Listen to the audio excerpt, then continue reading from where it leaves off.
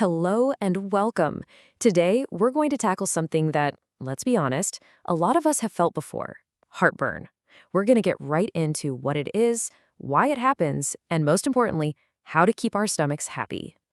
You know that feeling, right? You've just finished a delicious meal, and then there it is, that uncomfortable, fiery sensation creeping up your chest. And you just have to wonder, what is actually going on in there? Well, today, we're going to find out. All right, first up, let's pull back the curtain and explain what that fiery feeling really is. Time to get to the bottom of it. Okay, let's get one thing straight right off the bat. Despite the name, heartburn has absolutely nothing to do with your heart. Nope, it's all about your digestive system.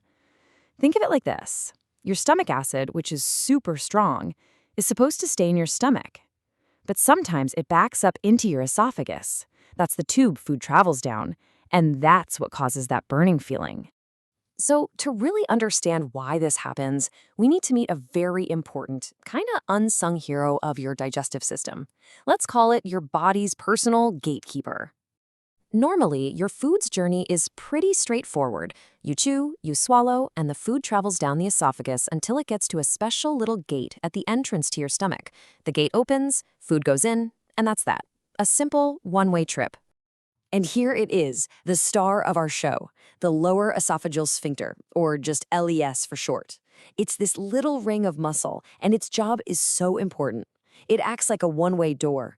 It swings open to let food into your stomach, and then it's supposed to snap shut to keep all that powerful stomach acid from splashing back out. It's basically the bouncer for your stomach. But what happens when our trusty little gatekeeper decides to take a break or gets a little weak on the job?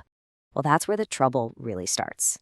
It really is a tale of two gatekeepers. When it's happy and working properly, it stays shut nice and tight, keeping acid where it belongs. But when it's an unhappy gatekeeper, maybe it relaxes when it shouldn't, it leaves a gap. And that gap is all the invitation stomach acid needs to travel back up into the esophagus, and because the esophagus isn't designed to handle acid, we feel that burn.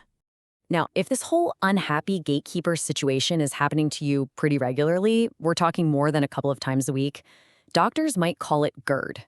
That's just the medical term for when this acid reflux becomes a chronic, frequent thing. So, what makes this gatekeeper get lazy in the first place? Well, a few common things can do it. Really big meals can put a lot of pressure on it. Same with fatty or fried foods. For some people, spicy foods or acidic things like tomatoes and citrus are the culprit. And a couple of physical things too, like lying down right after you eat or even wearing tight clothes can put pressure on your stomach and make it easier for that acid to escape. Okay, enough with the problem, let's talk solutions. Because the best part is, we have a ton of power to help our gatekeeper do its job right. Let's get into some super simple, smart habits you can build around your meals. Here is your mealtime game plan. It's just 3 simple steps. First, try smaller portions. This puts way less pressure on that gatekeeper. Second, slow down. Really chew your food. It gives your digestive system a head start. And third, after you eat, try to stay upright for a few hours. Let gravity be your friend and help keep everything down where it's supposed to be. Easy, right? Awesome. But why stop at mealtimes? Let's build out your Happy Tummy toolkit with a few more proactive tips you can weave into your everyday life for all-day comfort. Let's run through these because they're real game changers. Try to finish eating about 3 hours before you go to bed. This gives your stomach plenty of time to empty. Propping up the head of your bed a little bit also uses gravity to your advantage while you sleep. And the other two are all about reducing pressure. Choosing looser clothing and maintaining a healthy weight both take that physical squeeze off your stomach. These are small tweaks that can make a huge difference. And that's really the big takeaway here. It's not about making massive, drastic changes. It's all about these small, consistent habits that support your body's natural rhythm. You're just helping your gatekeeper do the job it was designed to do. You're working with your body. So, I'll leave you with this little challenge. Just think about one new habit you could try this week. Just one. Maybe it's not having that late night snack, or maybe it's just loosening your belt after dinner. Whatever it is, you've got this. And of course, a quick but important reminder for just overall good health: always prepare your food safely.